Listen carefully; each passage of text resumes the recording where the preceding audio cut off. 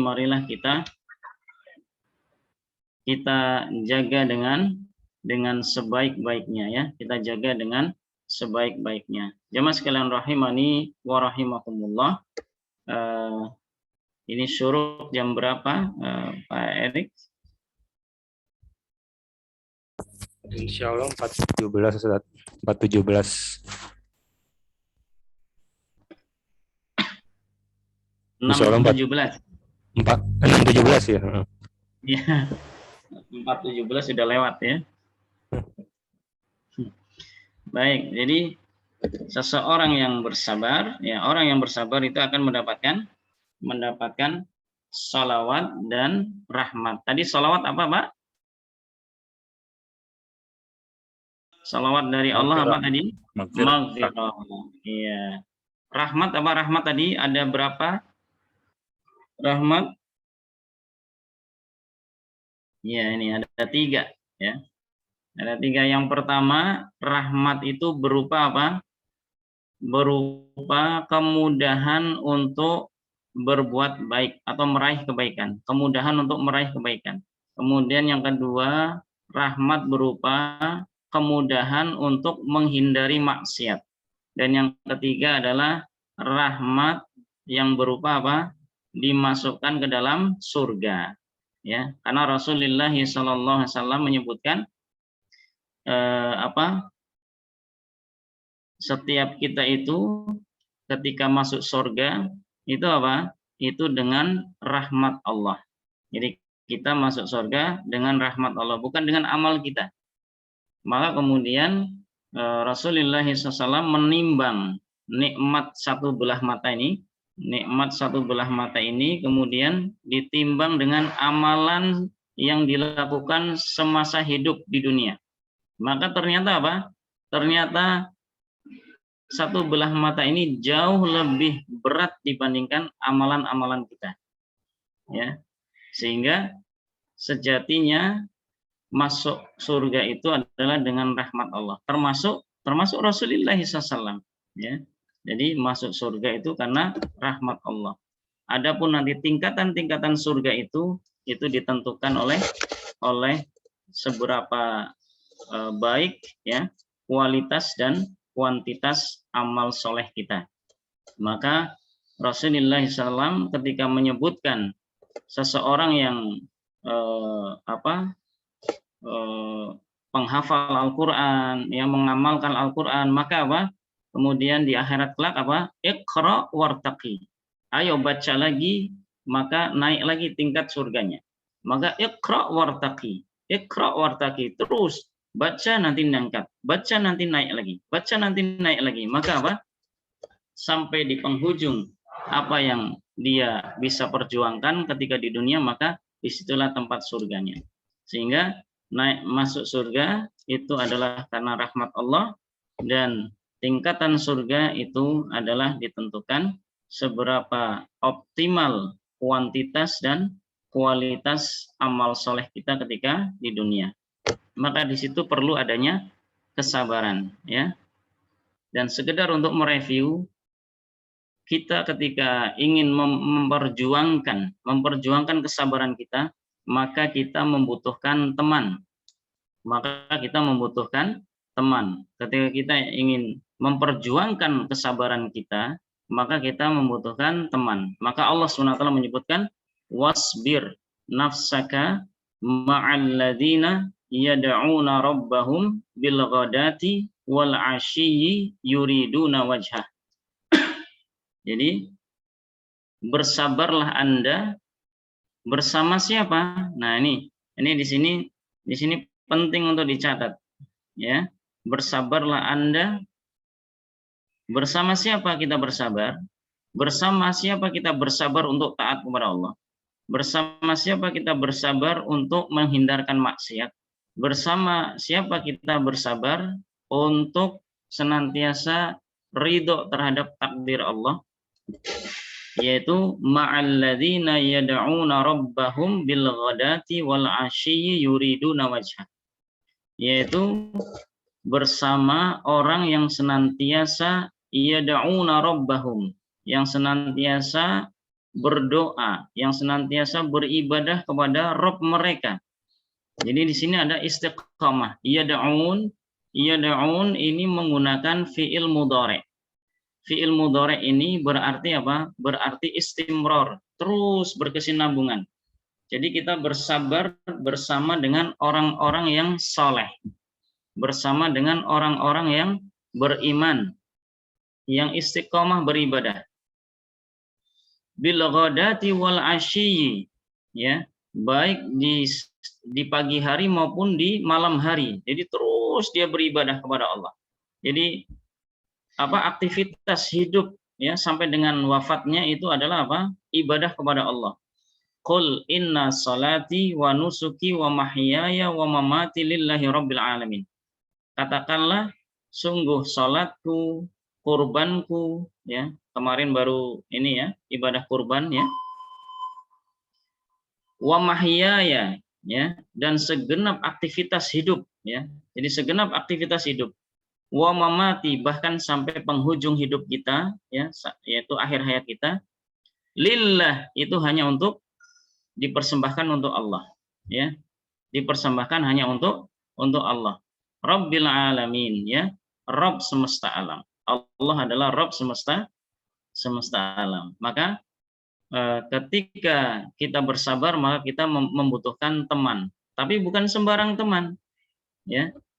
Teman yang kita butuhkan dan itu diperintahkan oleh Allah, yaitu adalah teman yang istiqamah dalam beribadah. Nah, di antara ciri istiqamah itu apa? Yaitu di ayat, potongan ayat berikutnya, yuriduna wajah, yaitu orang yang tadi rajin ibadah, yuriduna wajah, mereka itu mengharap wajah Allah. Ya. Mereka mengharap wajah Allah. Berarti apa? Ikhlas. Berarti orang itu ikhlas, hanya mengharap wajah Allah, ya. Mencari wajah Allah, tidak mencari wajah manusia ya, tidak carmuk ya, cari muka manusia. Ya, jadi jamaah sekalian rahimani wa rahimakumullah, ketika seseorang itu sudah bersabar, poin yang ketiga adalah apa tadi? Keutamaan sabar. Orang tersebut mendapatkan salawat. Salawat berarti adalah maghfirah, yaitu ampunan Allah dan ditutup aib-aibnya. Kemudian yang kedua adalah orang tersebut mendapatkan rahmat. Ya, wa basyiris sabirin alladzina idza asabathum musibah qalu inna lillahi wa inna ilaihi raji'un ulaika alaihim salawatum mir rabbihim wa rahmah wa ulaika humul muhtadun ya. Jadi orang yang bersabar, ciri khasnya tadi adalah yang apa? Senantiasa ingat kepada Allah dan mengucap apa? Mengucap inna lillahi wa inna ilaihi raji'un ketika mendapatkan musibah. Nah, mereka itulah nanti akan mendapatkan keutamaan apa? Mendapatkan sholawat dan mendapatkan rahmat. Sholawat berarti maghfirah, rahmat berarti apa? Berarti apa? Meraih kemudahan untuk berbuat taat dan meraih kemudahan untuk apa? Menghindarkan dari maksiat. Dan yang ketiga, rahmat itu apa? Yaitu dimasukkannya orang tersebut ke dalam surganya Allah Subhanahu wa taala. Maka kita senantiasa berdoa kepada Allah, semoga Allah Subhanahu wa taala memberikan kemudahan kepada kita ya. Kemudahan kepada kita untuk apa? Untuk senantiasa bersabar ya. Untuk senantiasa bersabar. Nah, itu poin yang ketiga ya, yaitu orang yang bersabar maka orang tersebut akan mendapatkan keutamaan apa? Yaitu sholawat dari Allah dan juga mendapatkan rahmat dari Allah. Nah, dalam hal ini Syekh Muhammad bin Shalih Al-Utsaimin menyebutkan dalam Syarah Ushulus Salasah, jadi rahmat ya tiga tadi. Ya. Rahmat itu tiga tadi. Yang pertama beliau sebutkan kalau rahmat ini disebutkan sendiri, maka rahmat itu mencakup di dalamnya adalah maghfirah. Ya, mencakup di dalamnya adalah maghfirah. Jadi ampunan dari Allah.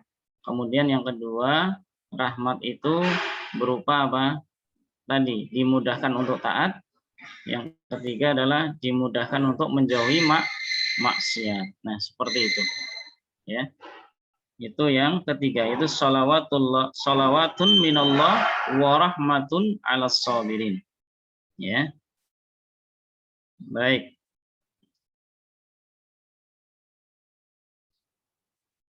Kemudian diakhiri dengan wa ulaika humul muhtadun. Dan mereka itulah ya, mereka itulah orang-orang yang mendapatkan petunjuk ya. Mereka itulah orang-orang yang mendapatkan petunjuk.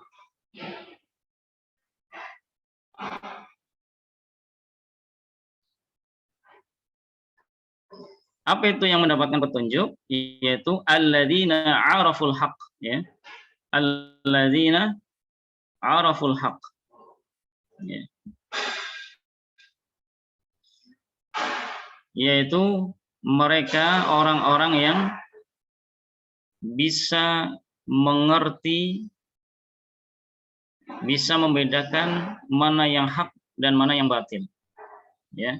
Wa ulaika humul muhtadun. Jadi orang yang bersabar ya, orang yang bersabar disebutkan oleh Allah mereka mendapatkan karunia salawat dan rahmat, dan kemudian disebutkan oleh Allah mereka itulah orang-orang yang mendapatkan petunjuk dari Allah. Petunjuk dari Allah berarti orang tersebut kemudian faham terhadap kebenaran. Ya, mengerti yang hak. Ya. Sehingga ketika sudah mengerti yang hak ya, dan bisa membedakan dengan yang batil, maka apa? Orang tersebut akan dengan mudah untuk bisa apa? Bisa istiqamah, berdiri di atas kebenaran dan menjauhi segala bentuk kebatilan ya. Alladzina 'araful haq. Ya.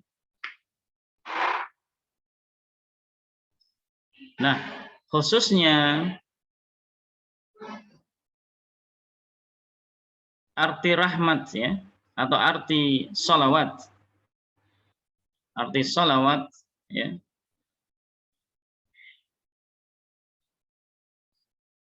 Disebutkan oleh Asy-Syaikh Sa'di rahimahullah, di antara arti salawat di sini juga berarti sana ya.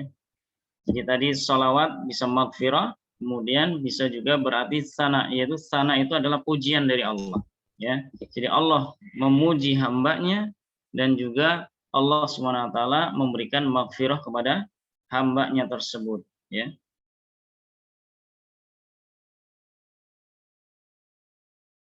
Jadi as-sana ya, yaitu pujian. Allah membanggakan hambanya di tengah-tengah hamba-hamba yang mulia itu para malaikat, dan kemudian juga Allah SWT memberikan maghfirah kepada hamba tersebut ya. Yaitu salawat ya. Kemudian tadi rahmat sudah ya. Rahmat berarti kemudahan untuk berbuat taat. Jadi kita bisa mengevaluasi diri kita. Ya. Ini Allah sudah memberikan rahmat belum kepada saya? Ya. Sudah belum kita kemudian dimudahkan untuk salat ya. Kok salat malas sekali ya. Untuk berbuat berbuat baik kok malas sekali. Nah, ini perlu ada evaluasi. Perlu ada renungan dalam diri kita. Perlu ada muhasabah. Dihitung-hitung. Ya. Bisa jadi ketika kita malas beribadah ada 3 faktor inti. Ada 3 faktor inti. Yang pertama bisa jadi adalah itu karena maksiat yang kita lakukan. Karena perbuatan dosa yang kita lakukan. Ketika seseorang berbuat dosa maka mengotori hati, sehingga untuk melakukan ibadah, melakukan amal soleh itu akan terasa berat. Ya. Karena hati ya disebutkan malik. Ya, al-qalbu malik wal jawarih junuduhu. Jadi Hati itu adalah raja dan anggota badan ini adalah sebagai pasukannya. Jadi kalau hatinya sudah lemah, hatinya sudah kotor di situ, banyak torehan-torehan, kotoran-kotoran dosa di situ, maka apa? Susah untuk memberikan perintah kebaikan kepada pasukannya, yaitu fisik ini, sehingga lemah.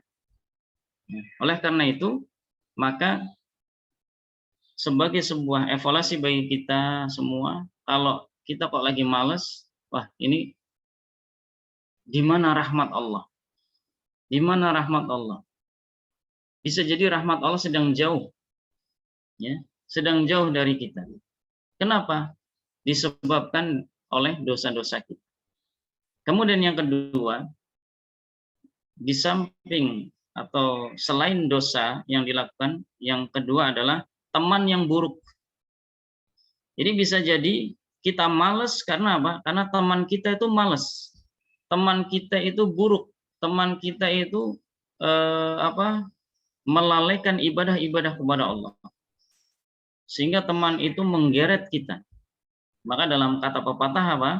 As-sahibu sahibun.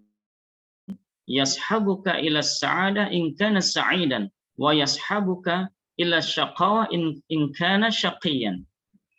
Jadi teman itu akan menggeret. Jadi akan menggeret kepada kebahagiaan, kepada kebaikan kalau teman itu baik. Tapi juga bisa menggeret kepada keburukan kalau teman itu buruk. Ya, maka Rasulullah SAW menyebutkan bertemanlah sebagaimana kalian berteman dengan penjual minyak wangi. Jangan berteman sebagaimana kalian berteman dengan pandai besi. Kalau penjual minyak wangi kita dapat wanginya walaupun kita mungkin nggak beli. Kalau dengan pandai besi, ya, walaupun kita tidak jadi pandai besi, paling tidak kita kecipretan tuh besi, ya, cipretan-cipretan itu panas, ya, bisa lobang lah ini baju-baju kita, terlukalah tubuh kita, bisa juga terkena asapnya. Jadi ibaratnya kalau orang Jawa bilang ojo cedak kebo gupak, ya, ojo cedak kebo gupak. Jangan dekat-dekat dengan kerbau yang sedang mandi lumpur, ya. Mandi lumpur kan ini dia guling. Nah, kalau dekat-dekat bisa kecipretan. Ya, kita nggak ikut mandi, tapi kita bisa kecipretan tuh kotornya air bekas mandinya kerbau tadi, ya. Maka jamaah sekalian rahimani wa rahimakumullah, teman yang baik, teman yang beriman itu menjadi kebutuhan kita untuk kita cari. Maka tadi sudah saya sebutkan wasbir nafsaka ma'al ladzina yad'una rabbahum bil ghadati wal 'ashyi yuriduna wajha. Jadi sabar bersama orang yang istiqamah. Kemudian yang ketiga, lingkungan yang buruk.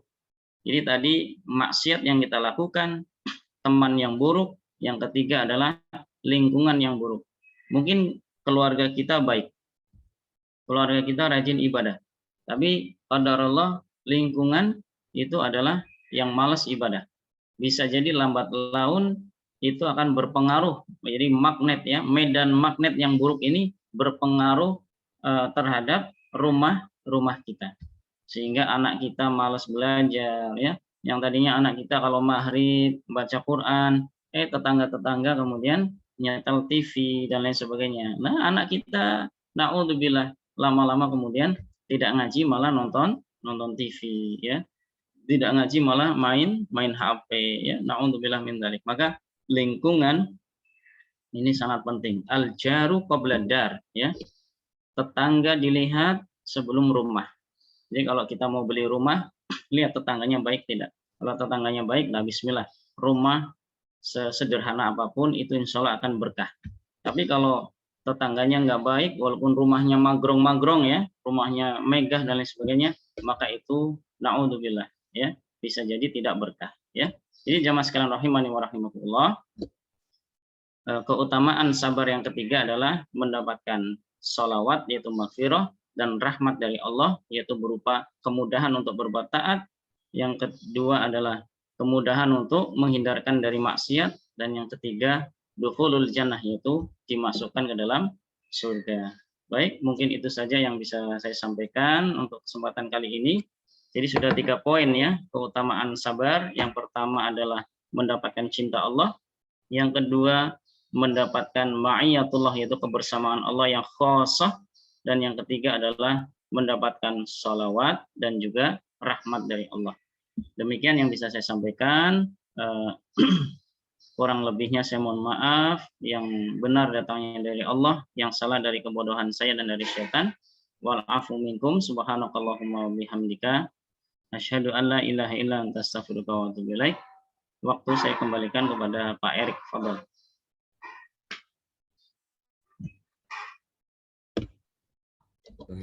Demikian tadi sebuah sesi kajian dari Ustadz Sudarmoko. Alhamdulillah sudah disampaikan. Ustadz, ada sesi tanya jawab atau mau disudahkan?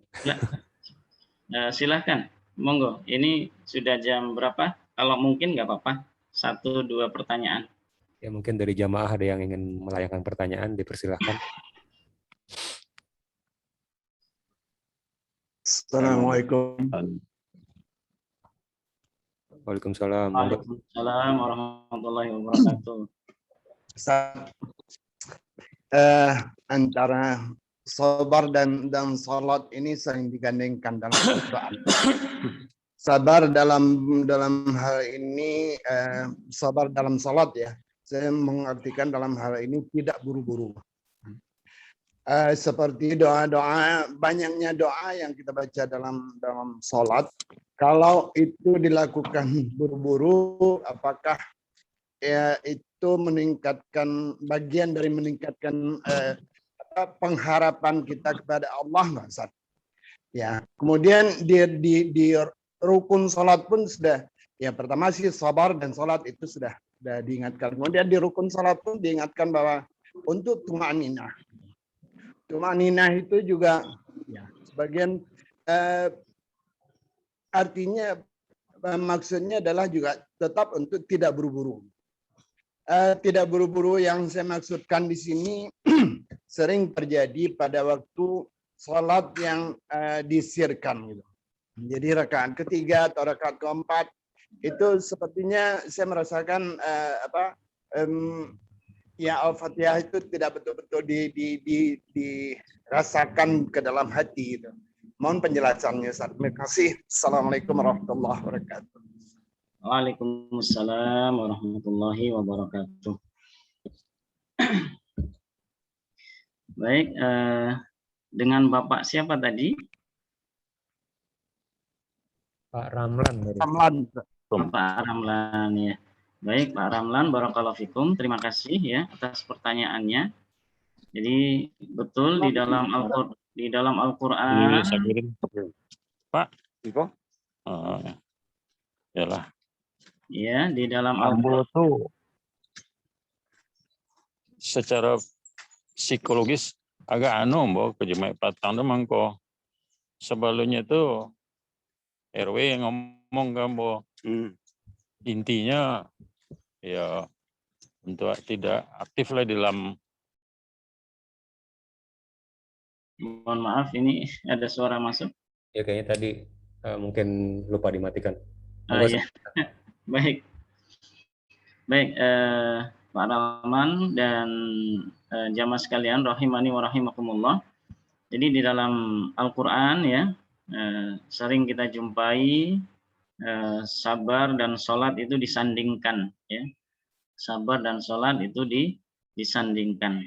Nah, sabar itu berarti sabar dalam segala aspeknya ya, sabar dalam taat, sabar dalam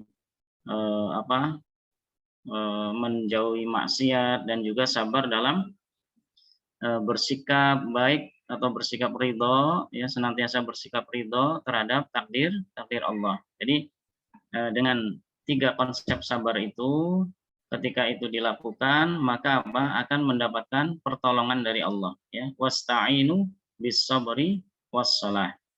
Kemudian disebutkan di situ sholah. Ini menunjukkan ya, para mufassir menjelaskan bahwa ketika ibadah itu disebutkan secara khusus, maka itu menunjukkan keutamaannya. Karena sholat ini memiliki potensi yang sangat kuat untuk membentuk seseorang untuk apa? Untuk bisa berkarakter mulia, untuk bisa berakhlak mulia. Maka di antara fungsi dari sholat itu apa? Innas sholata tanha 'anil fahsya'i wal munkar. Sesungguhnya sholat itu bisa mencegah perbuatan keji dan mungkar. Ini dahsyat sekali. Nah, ini sholat yang bagaimana? Maka tadi Bapak menyampaikan, Masya Allah ya, saking perhatiannya Bapak ini terhadap sholat, karena sholat ini ibadah yang sangat utama. Ya, nah, sholat yang bagaimana? Yaitu sholat yang senantiasa kita upayakan ikhlas. Satu itu. Sholat yang senantiasa kita upayakan ikhlas. Yang kedua adalah sholat yang kita upayakan untuk senantiasa cocok ya, cocok atau tepat dengan contoh Rasulullah SAW. Ya. Jadi bagaimana cara mengangkat tangannya ya, Allahu Akbar, atau lebih tinggi lagi Allahu Akbar, bagaimana bersedekapnya, bagaimana nanti rukuknya, bagaimana sujudnya ya. Termasuk di dalamnya adalah Rasulullah SAW mewanti-wanti. Ada orang yang sholatnya selama puluhan tahun atau 60 tahun itu tidak diterima insya Allah. Apa sebabnya? Sebab inti atau sebab pokok di situ adalah apa? Yaitu sholatnya tidak tumak ninah. Sholatnya tidak tumak ninah. Maka tumak ninah ini masuk dalam rukun. Ya. Kenapa? At-tumak ninah fi jami'il arkan. Jadi tumak ninah itu harus diterapkan dalam setiap gerakan atau dalam setiap rukun-rukun sholat. Maka tumak nina ini senantiasa dijaga. Kemudian apa itu tumak nina? Tumak nina itu adalah idkhalus sakinah fin nafs. Tumak nina itu adalah idkhalus sakinah fin nafs. Jadi bagaimana kita berusaha untuk memasukkan ketenangan ke dalam jiwa kita, ke dalam diri kita. Jadi ketika kita takbir Allahu Akbar, nah, bagaimana tenang dulu, tenang. Setelah itu baru baca Alhamdulillahirabbil alamin. Nah, misalnya seperti itu. Setelah selesai Al-Fatihah ya tenang dulu, baru kemudian membaca surah berikutnya ya. Kemudian setelah itu ruku, Allahu Akbar. Nah, bagaimana ini posisi tulang-tulang ini bisa sempurna terbentuk ruku ya, dan hati jiwa itu tenang. Baru kemudian membaca Subhana rabbiyal azim wa bihamdi ya, boleh ditambah wa bihamdi, boleh tidak? Boleh cukup Subhana rabbiyal azim, boleh ya. Maka ketika sudah tenang baru baca tadi. Nah, setelah selesai Subhana rabbiyal azim, maka Sami'allahu liman hamidah ya. Jadi tenang dulu baru kemudian diangkat ya. Maka salat yang seperti itu ya, yang di dalamnya diterapkan tumak ninah, maka insya Allah itu akan tanha 'anil fahsya'i wal munkar ya, yang akan bisa berfungsi mencegah perbuatan yang keji dan mungkar. Dan juga lebih dalam lagi adalah sholatnya itu difahami makna apa yang dibaca. Dan Subhana rabbiyal azim itu apa itu? Maha suci, Rabbku yang maha besar, maha agung. Ya. Kemudian Subhana rabbiyal a'la ketika sujud ya. Jadi maha suci Rabbku yang apa? Yang maha tinggi. Ketika kita paling rendah, muka kita kita tempelkan di tempat sujud, itu paling rendah, itu posisi paling rendah, sudah rata dengan telapak kaki kita. Maka di situ kita membaca Allah itu maha tinggi ya. Allah itu maha tinggi. Maka kita dengan penuh ta'zim, dengan penuh mengagungkan bahwa Allah itu maha tinggi, kita itu rendah sekali ya, kita itu rendah sekali. Kemudian selain itu adalah bacaan-bacaan ketika membaca Al-Fatihah, membaca surah-surah setelah Al-Fatihah itu sambil dihayati. Maka maka tidak heran kemudian para sahabat, misalkan sahabat mulia Utsman bin Affan, ketika sholat 1 rakaat bisa 30 juz Ya, 1 rakaat ketika salat malam bisa 30 juz. Ya, selesai itu Quran. Nah, ketika dilihat, Masya Allah, ini baju sudah basah kuyup. Ya, basah kuyup itu bukan keringat ya, bukan keringat, tapi apa? Tetesan air mata. Tetesan air mata. Itu menunjukkan apa? Betapa tadaburnya sahabat mulia Utsman bin Affan terhadap apa yang dibaca. Jadi basah kuyup, Masya Allah. Nah, hal-hal seperti ini perlu terus dilatih. Maka ini termasuk dalam berlatih untuk sabar, ya, yaitu sabar yang indah, sabar yang baik. Ya, diantaranya adalah sabar untuk taat, yaitu sabar untuk sholat, ya, misalkan, dan lain sebagainya. Demikian Pak Ramlan mungkin yang bisa saya sampaikan. Jadi intinya antara sabar dan sholat ini saling terkait, ya, saling terkait. Ini disebutkan sendiri yaitu sabar untuk taat, disebutkan sendiri yaitu sholat. Nah, ini menunjukkan keutamaan, ya, menunjukkan keutamaan. Dan sholat itu nanti yang pertama kali akan dihisab di akhirat, ya, atas setiap hamba, ya. Barakallahu fikum.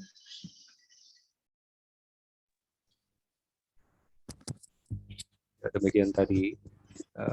Mungkin satu pertanyaan cukup ya, Ustaz ya? Cukup, insya Allah. Yeah. Baik, demikian tadi sebuah sesi kajian dari Ustadz Sudarmoko. Alhamdulillah, barakallahu fikum wa jazakumullah khairan pada Ustadz. Semoga Allah memberkahi ilmu yang diberikan untuk antum dan keluarga. Demikian juga jemaah, telah berakhir sesi kajian pada pagi hari ini. Sampai jumpa di sesi kajian pada maghrib nanti insya Allah. Kami dari panitia mohon undur diri. Terima kasih Ustadz. Wabillahi taufiq. Sama-sama. Ustadz. Subhanakallahumma wa bihamdika asyhadu an la ilaha illa anta astaghfiruka wa atubu ilaik. Assalamualaikum warahmatullahi wabarakatuh. Waalaikumsalam warahmatullahi wabarakatuh. Ya, kita kalau Ustadz. Saya pamit. Assalamualaikum. Salam.